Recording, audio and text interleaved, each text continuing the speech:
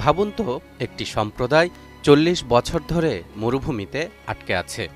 সেখানে নেই কোনো দোকানপাট, নেই কোনো হাটবাজার, নেই কোনো ফল ফসলের ক্ষেত, তবুও তারা বেঁচে আছে।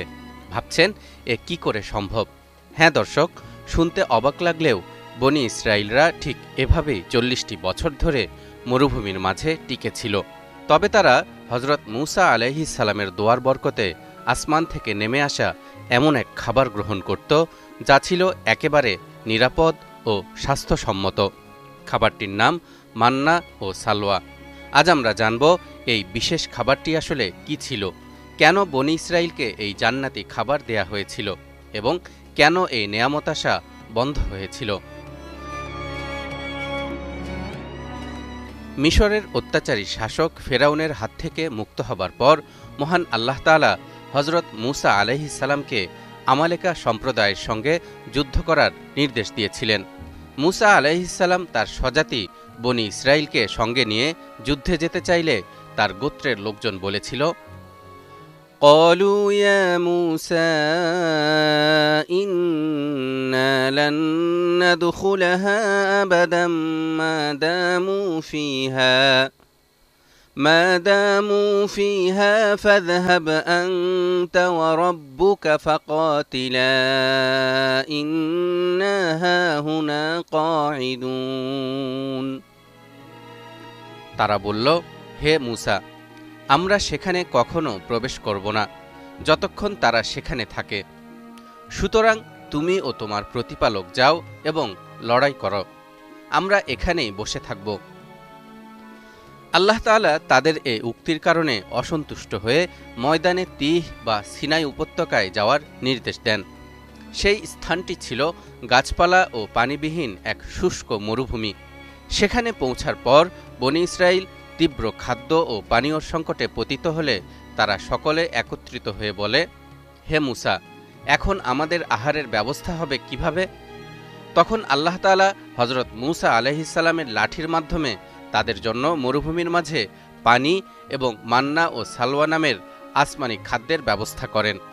সূরা বাকারার ৫৭ নম্বর আয়াতে ইরশাদ হচ্ছে, وَظَلَّلْنَا عَلَيْكُمُ الْغَمَامَ وَأَنزَلْنَا عَلَيْكُمُ الْمَنَّ وَالسَّلْوَىٰ كُلُوا مِن طَيِّبَاتِ مَا رَزَقْنَاكُمْ وَمَا ظَلَمُونَا وَلَكِن كَانُوا أَنفُسَهُمْ يَظْلِمُونَ।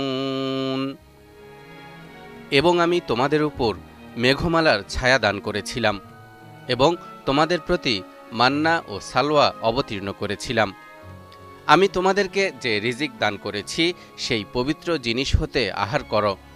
মূলত তারা আমার কোনো অনিষ্ট করেনি, বরং তারা নিজেরাই নিজেদের অনিষ্ট করেছিল। তাফসিরের কিতাবে লেখা হয়েছে, অধিকাংশ আলেমের মতে মান্না হল আল্লাহর অবতীর্ণ এক প্রকার কুদরতি চিনি, যা পাথর, গাছের পাতা ও ঘাসের উপর শিশির বিন্দুর মতো জমা হতো। এটি ছিল দুধের চেয়ে সাদা এবং মধুর চেয়েও মিষ্টি, এবং এটি শুকিয়ে যাওয়ার পর আঠার মতো জমে যেত। তবে বুখারী, মুসলিম ও তিরমিজি সহ বিভিন্ন হাদিসের কিতাবের একাধিক বর্ণনা থেকে জানা যায়, মান্না হল এমন এক ধরনের উদ্ভিদ বা খাবার যা আপনা আপনি জমিনে উৎপন্ন হয়, কাউকে তা লাগাতে হয় না। এ সম্পর্কে সাঈদ ইবনে যায়েদ রাদিয়াল্লাহু তাআলা আনহু রাসূলুল্লাহ সাল্লাল্লাহু আলাইহি ওয়াসাল্লাম থেকে একটি হাদিস বর্ণনা করে বলেন, আল কামআতু মিনাল মান, অর্থাৎ কামআ হল মান্নার অন্তর্ভুক্ত। এই হাদিস থেকে বোঝা যায় মান্না কয়েক প্রকারের ছিল। ইংরেজিতে কামআ শব্দের অর্থ মাশরুম। এ কারণেই আধুনিক গবেষণায় বলা হয়েছে মান্না এক প্রকার আটা জাতীয় উপাদেয় খাদ্য, যা শুকিয়ে পিষে রুটি তৈরি করে তৃপ্তির সাথে আহার করা যায়। অন্যদিকে সালওয়া হল এক প্রকার পাখি, যা চড়ুই পাখির থেকে আকারে কিছুটা বড়। পাখিগুলো উড়ে এসে বনি ইসরায়েলদের হাতে বসে যেত, তখন তারা সেই পাখিগুলোকে জবাই করে ভক্ষণ করত। এসব বর্ণনা থেকে বোঝা যায় মান্না ছিল চাউল বা গমের মতো কার্বোহাইড্রেটের উৎস, এবং সালওয়া বা চড়ুই জাতীয় পাখির মাংস ছিল ভিটামিন ও চর্বির উৎস।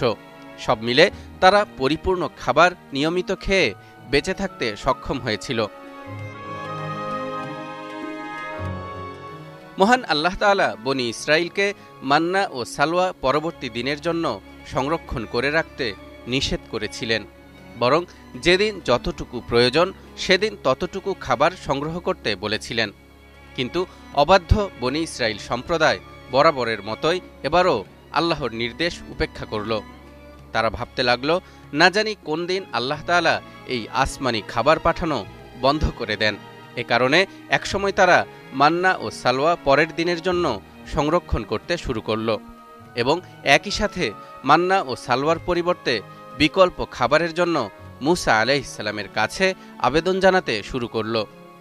ইরশাদ হচ্ছে, وَإِذْ قُلْتُمْ يَا مُوسَى لَن نَّصْبِرَ عَلَىٰ طَعَامٍ وَاحِدٍ فَادْعُ لَنَا رَبَّكَ يُخْرِجْ لَنَا مِمَّا تُنبِتُ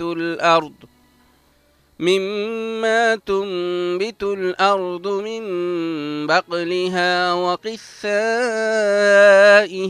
وَفُومِهَا وَعَدَسِهَا وَبَصَلِهَا قال أتستبدلون الذي هو أدنى بالذي هو خير اهبطوا مصرا فإن لكم ما سألتم। স্মরণ করো যখন তোমরা বলেছিলে, হে মূসা, আমরা একই রকম খাদ্যে কখনো ধৈর্য ধারণ করব না, কাজেই তুমি তোমার প্রতিপালকের কাছে আমাদের জন্য দোয়া করো, তিনি যেন ভূমি হতে উৎপাদিত দ্রব্য, শাকসবজি, কাঁকর, গম, মসুর ও পেঁয়াজ আমাদের জন্য উৎপাদন করেন। মূসা বলল, তোমরা কি উৎকৃষ্ট বস্তুকে নিকৃষ্ট বস্তুর সঙ্গে বদল করতে চাও? তাহলে তোমরা কোনো এক নগরীতে অবতরণ করো, সেখানে গেলে তোমাদের প্রার্থিত জিনিসগুলো অবশ্যই প্রাপ্ত হবে। এসব কারণে বনি ইসরাইল সম্প্রদায় মান্না ও সালওয়ার নিয়ামত থেকে বঞ্চিত হয় এবং আল্লাহর শাস্তির উপযোগী হয়।